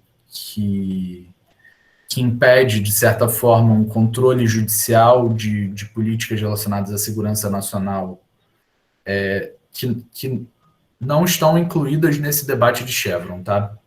Então, assim, são discussões um pouco diferentes, embora, vamos dizer assim, os fundamentos que são adotados num caso e no outro tenham zonas de sobreposição. Não sei se eu me fiz claro. Mas esse debate sobre esses contextos excepcionais e a necessidade de autocontenção do Poder Judiciário quanto às decisões que são tomadas pela administração pública, vamos dizer assim, o buraco é mais embaixo. Que aqui no Brasil se desenvolveu muito tempo por uma ideia de que atos políticos não são controlados pelo Poder Judiciário. Também tem todo um desenvolvimento teórico de que existem certas decisões políticas que sequer deveriam ser objeto de controle. Aí não teria nem o passo 1 aqui.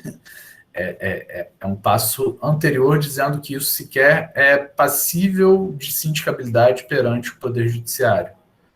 que aí vão ter outras discussões, por exemplo, que o nosso judiciário já passou a controlar diversos atos políticos, como, por exemplo, nomeações de ministros. Mas são debates que andam em paralelo, digamos assim, mas que têm causas diferentes e fundamentos de avaliação diferentes. Não sei se eu me fiz claro, Estela. Tá bom? Mas esse assunto é super maneiro, assim. Pena que a gente só tem 2 horas de aula, porque a gente poderia passar, enfim, a manhã inteira falando sobre isso. Tem muitos assuntos interessantes. Mas e aí, já até entrando no que o Gabriel falou um pouco, Chevron, esse modelo de Chevron de 2 passos, fora toda a complexidade de compreender quando se passa do passo 1 ou não, ele também foi, vamos dizer assim, parcialmente overruled no caso Meade, em 2001, em que foi definido um passo 0, ou seja, um passo para se compreender se Chevron se aplicaria àquele caso ou não. E aí foram definidos uma série de requisitos para compreender se naquele caso se passaria Chevron ou não.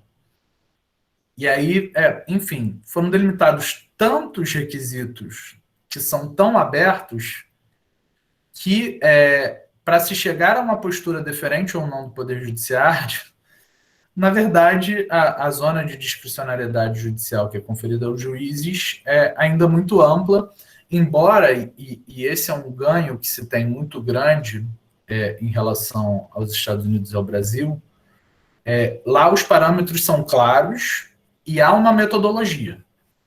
E isso cria um certo constrangimento para a atuação do Poder Judiciário em relação ao controle da administração pública.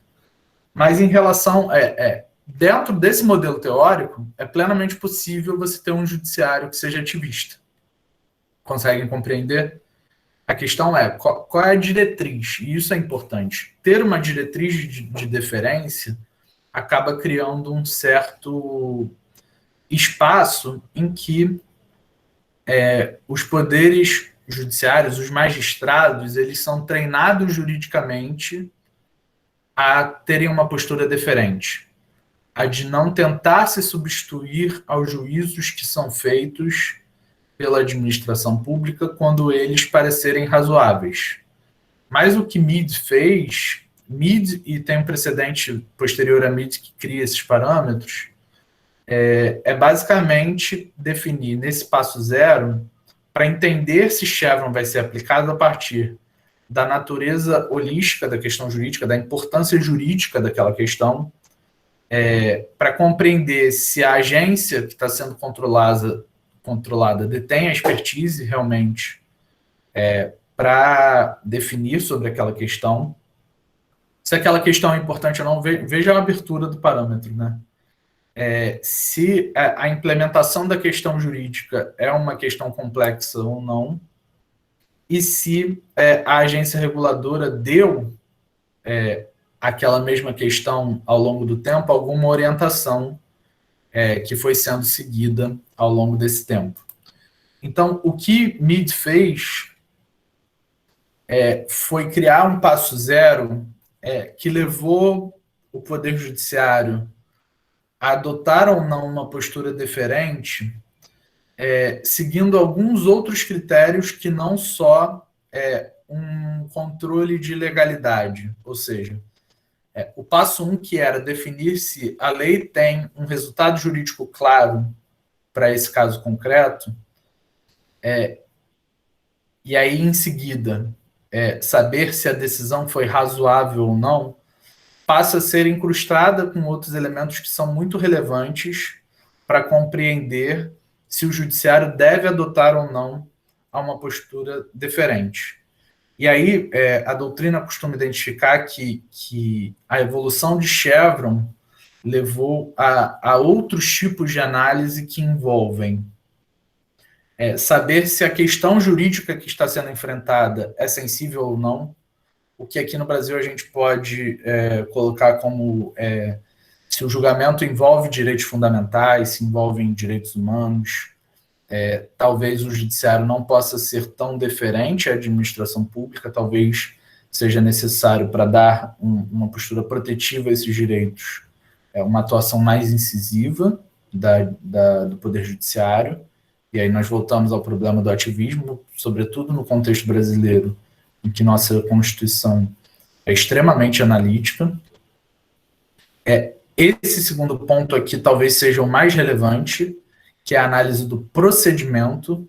Qual o procedimento que foi adotado pela administração pública para chegar àquela decisão que está sendo contestada? Então, foi conferida a possibilidade de participação da sociedade civil? Foi conferida a possibilidade de participação do setor regulado? Essas pessoas foram efetivamente ouvidas? Os argumentos que elas levaram foram considerados? Foi realizada análise de impacto regulatório? Vocês viram isso também? Então, dentro da análise de impacto regulatório, o problema foi bem identificado? Foram contemplados todos os atores afetados? Todas as alternativas possíveis foram estudadas? Então, o Poder Judiciário passa a fazer uma análise mais profunda sobre o procedimento administrativo do que em relação à decisão final. E aí, verificando-se que esse procedimento administrativo foi bem guiado, que houve uma boa participação daqueles afetados, que as alternativas de atuação foram bem delimitadas e que os impactos da decisão foram bem ponderados pela administração pública, aí sim se entende que, se esse procedimento foi bem feito, e a decisão final for razoável, e aí nós chegamos ao passo 2, então não tem por que o Poder Judiciário se substituir àquela decisão que foi tomada pela administração pública. Então,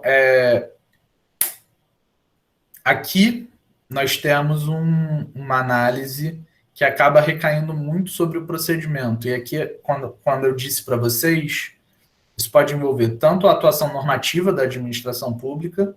Então, lá nos Estados Unidos, existem muitas consultas públicas que precedem a edição de regulamentos, que é o chamado de Notice and Comments, que é basicamente uma consulta pública sobre a minuta do regulamento que vai ser editado. Isso é muito importante para saber se o Poder Judiciário vai ser ou não deferente à regulação que foi editada pela administração pública. E no exercício da função judicante, que é da resolução dos processos administrativos, é muito avaliado se foi respeitado o Administrative Procedure Act, que é a Lei de Processos Administrativos dos Estados Unidos, em que são conferidas as garantias de devido processo legal e exercício do contraditório pelos agentes afetados. Então, isso passa a ser muito relevante. Se o processo é bem respeitado, é muito mais provável que se entenda que a decisão é razoável. Mas se você não tem elementos para oferir o processo decisório que levou a administração pública a chegar àquele resultado jurídico, é muito mais provável que o Poder Judiciário seja intrusivo na decisão, não necessariamente para dizer qual o resultado jurídico que deveria ser dado, mas para invalidar a medida. Esse é o grande cerne de quase todas as discussões das medidas regulatórias que foram invalidadas pelo governo Trump. O governo Trump, ele editou uma série de regulamentos que revogavam todas as regulações ambientais do governo Obama. Tudo que o governo Obama avançou no campo ambiental, o governo Trump tentou revogar. E o Poder Judiciário, basicamente, invalidou, pelo que eu vi de notícias, mais que 90% das medidas regulatórias de meio ambiente do governo Trump. Basicamente porque os processos que eram feitos dentro do governo para justificar as novas regulações ambientais, que eram menos restritivas, careciam de elementos técnicos, não só para justificar essa nova medida, mas para refutar os fundamentos que eram adotados nas medidas dos governos anteriores. Então, era basicamente uma análise de procedimento. Ou seja, aqui a justificativa da nova regulação foi inadequada porque o processo não foi bem feito. Então, lá, a grande barreira para um governo louco, insano, não republicano e que desvirtua todo o sistema de regulação ambiental, lá essas regulações não foram invalidadas, como aqui no Brasil ocorreu em alguns casos, por violação ao meio ambiente ou por violação a um meio ambiente sustentável. Lá era toda uma medida de invalidação de normas administrativas que não observavam processos de justificação bem adequados relacionados à proteção do meio ambiente. Então vejam que o proxy de atuação é um pouco diferente do que acontece aqui no Brasil. Aqui no Brasil o controle é por aspectos substantivos. Olha, esse resultado final viola o princípio da impessoalidade. Esse resultado final viola o princípio do meio ambiente. Esse resultado final viola o direito à dignidade da pessoa humana. Lá, a ideia de deferência às decisões administrativas passou muito mais por um processo de avaliação do processo decisório do que efetivamente da decisão final. E dentro desse contexto, passou a ser muito importante o dever de coerência, de compreender como que aquela autoridade administrativa vinha se manifestando sobre o tema em tempos pretéritos, para saber se aquela decisão que foi tomada, ela guarda um dever de coerência com a postura que foi previamente delimitada por aquela mesma autoridade.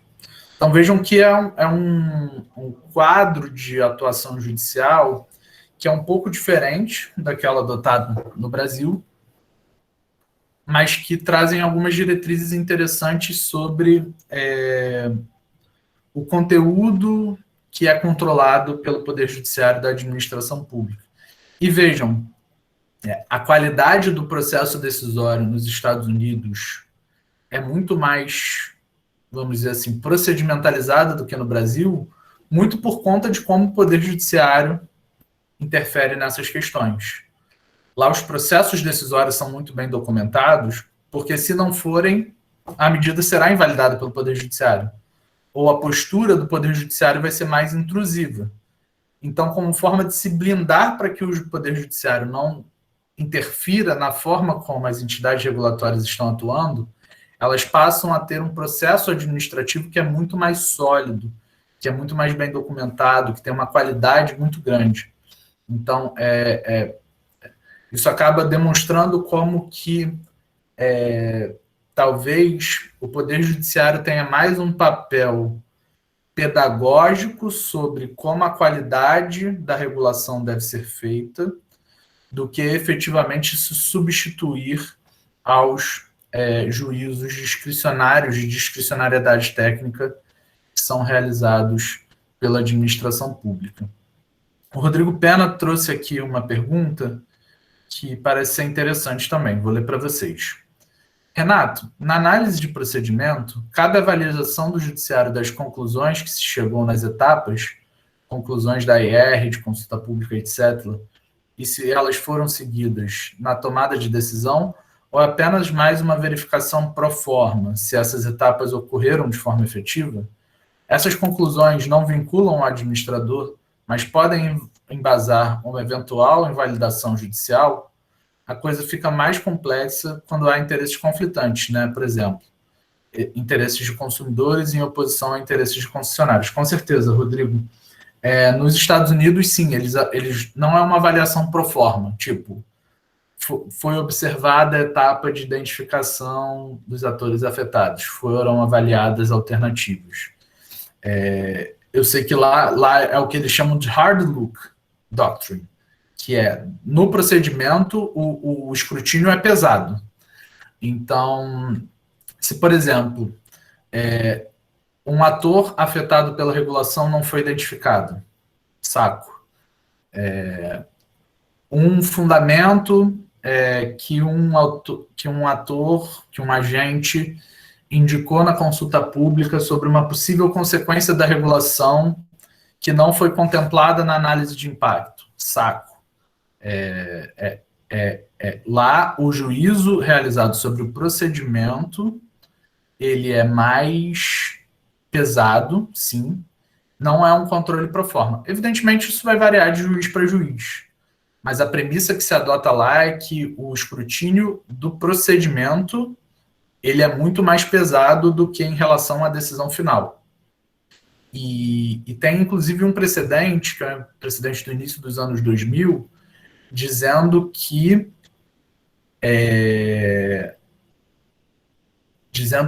a teoria da deferência não se aplica a documentos preparatórios. Então, por exemplo, pareceres jurídicos, pareceres de áreas técnicas, etc. O judiciário não necessariamente deve ter uma postura deferente a esses documentos preparatórios, mas sim a decisão final. Então, assim, lá a questão do controle do procedimento é muito forte, realmente.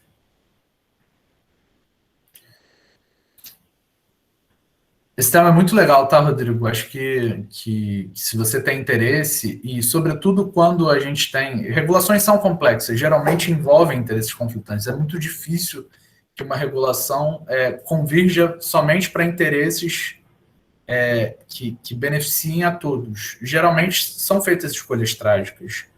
Então, geralmente, regulação de consumidor geralmente envolve algum prejuízo à concorrência. Regulação de meio ambiente, concorrência, consumidor e concorrência, regulação ambiental e concorrência, enfim, tudo vai envolver a restrição de algum lado.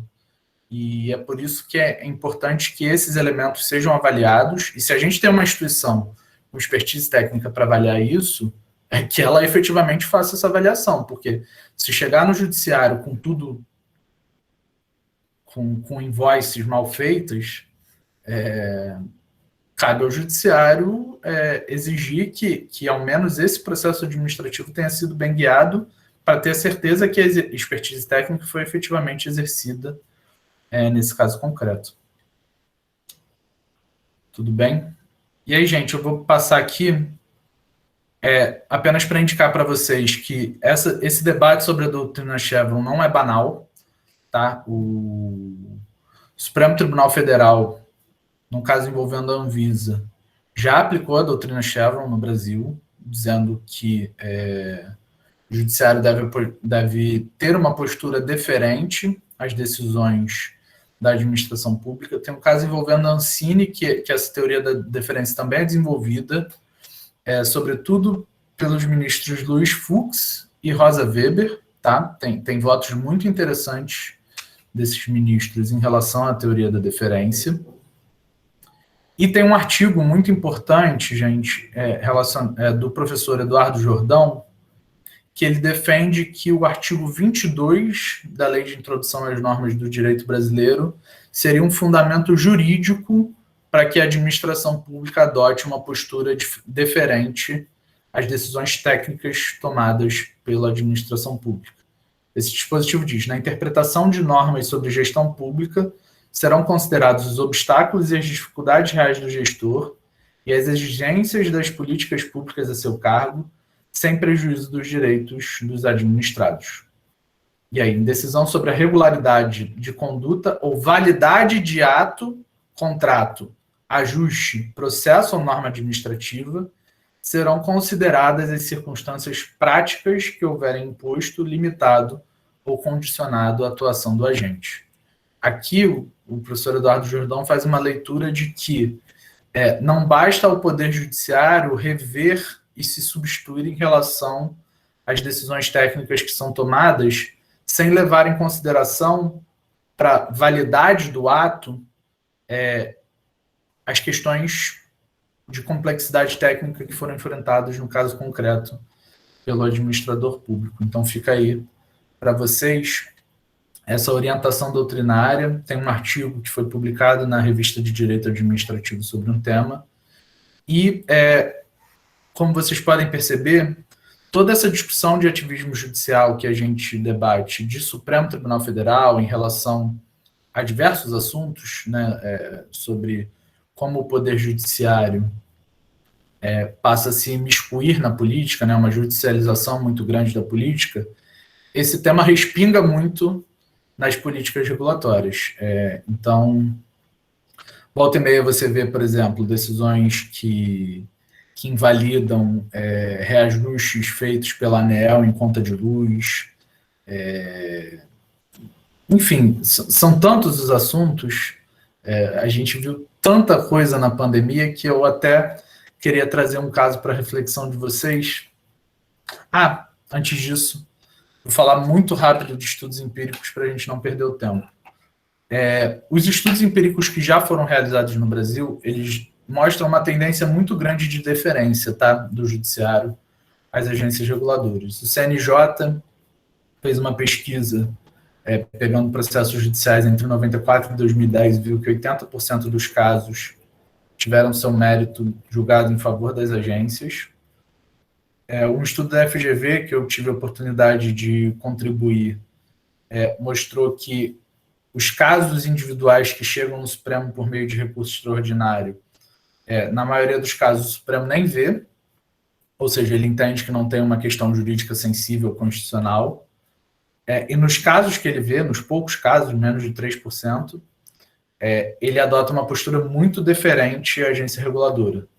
Tanto nos casos em que o recurso é interposto pela própria autoridade pública, ou seja, a própria agência interpôs o recurso, como nos casos em que ela figura como parte recorrida, ou seja, o Supremo dá provimento aos recursos extraordinários, algo raríssimo, não sei se vocês já estagiam e entendem o que isso significa, mas o Supremo dá provimento a 85% dos casos que são conhecidos. É um número extremamente alto que mostra uma postura de deferência do Supremo às agências reguladoras. E tem um artigo que eu publiquei com o professor Eduardo Jordão sobre o tema, fazendo um estudo empírico relacionado ao controle que o TJ do Rio exerce sobre a Agenersa. Tem resultados bem interessantes. A gente avalia a deferência por 3 prismas. Se há um discurso de deferência, e a gente separou em discurso específico, genérico e ausente, né? Se há ou não um discurso. O discurso específico é uma postura de deferência autodeclarada em relação a controle de decisões técnicas, se há um discurso específico a esse modelo de capacidades institucionais sobre decisões técnicas.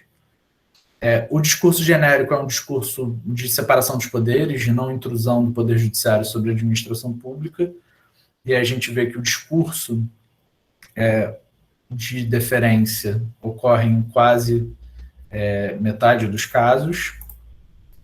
Pelo resultado, ou seja, se há ou não revisão da atuação da administração pública, se o controle é deferente ou não, e aí a gente viu que em 90% dos casos há uma deferência pelo resultado. Mas o mais importante é que eu queria mostrar para vocês, invalidar ou não uma norma não quer dizer se houve ou não deferência, necessariamente. Como eu mostrei para vocês, a deferência é o passo 2 de Chevron, quando, eventualmente, a postura da administração pública é mantida por ser entendida como razoável. Mas quando há uma invalidação por desrespeito a alguma questão jurídica, ou quando algum requisito procedimental não foi observado, essa invalidação não denota uma postura pouco deferente do judiciário. A deferência se dá em relação ao conteúdo, não necessariamente a aspectos jurídicos ou ao procedimento. E aqui a gente fez uma avaliação bem interessante sobre a forma como o judiciário se comportava efetivamente, quais aspectos eram avaliados. As decisões que foram mantidas porque o juiz concorda com elas ou porque ele sequer quis se miscuir no juízo técnico que foi feito pela agência reguladora. E aqui a gente viu que havia um controle substantivo em quase metade dos casos, quase 40% dos casos. Ou seja, mesmo nas decisões em que os juízes mantinham a decisão da Agenersa, eles mantinham porque eles concordavam com o resultado jurídico, não porque eles estavam adotando uma postura deferente. Então vejam que a deferência ela não se avalia apenas pelo resultado, porque se fosse assim, a gente teria uma ampla deferência do Poder Judiciário em relação à atuação da Agenersa. Mas pela amplitude, a gente acaba percebendo que o Judiciário, no final, concorda muito com a agência reguladora, mas não necessariamente está adotando uma postura diferente por causa disso, mas sim porque ele está concordando com a postura da agência. E aí, como nosso tempo é escasso, eu deixo aqui para reflexão sem que a gente possa debater. A pandemia, gente. Tudo que aconteceu na pandemia. É possível que decisões pretensamente técnicas relacionadas a tratamento, a uso de máscara, a tratamento precoce, a vacinação, como que a gente pode usar esse instrumental que eu trouxe para vocês para decidir esses casos? Aqui há elementos que podem recomendar uma postura diferente ou não do Poder Judiciário. Fica essa reflexão para vocês, mas, enfim, como nosso tempo já acabou, eu deixo aqui o meu contato para que vocês possam falar comigo. Eu tenho usado muito pouco o Facebook, se vocês quiserem me adicionar lá, não tem problema. Mas, de todo modo, temos todo o corpo do ERG-REG também para dialogar com vocês. E aí eu deixo a recomendação também para que sigam o ERG-REG lá no Instagram, que é onde a gente divulga os nossos cursos, os nossos artigos. E espero que a gente tenha tido uma manhã produtiva e que vocês tenham saído daqui com boas impressões sobre essa discussão. Agradeço mais uma vez ao Calque aí pelo convite e espero ter contribuído com todos. Bom, Renato, muito obrigada pela aula. Pessoal, não sei se alguém ainda tem alguma dúvida, algo que queira contribuir, mas o professor já deixou os canais dele, né, para se alguém quiser fazer algum comentário posterior. Muito obrigada de novo, Renato. É ótimo ter a parceria de vocês. Já é o segundo curso que a gente se encontra, então espero que a gente siga também construindo espaços legais para o alunado, né, poder aproveitar o ERG-REG como uma iniciativa da universidade, da UERJ, para a gente conseguir compartilhar cada vez mais com a graduação. E é isso. A gente agradeço. se vê ainda. Até mais. Amanhã vocês vão ter uma ótima aula com o professor Pedro Dionísio, que vai continuar os debates sobre o controle da administração pública em outros foros que não o Poder Judiciário, sobretudo o Tribunal de Contas, que também é um vespeiro à parte. Espero que vocês curtam. Valeu, Renato. Tchau, gente. Até amanhã. Bom dia.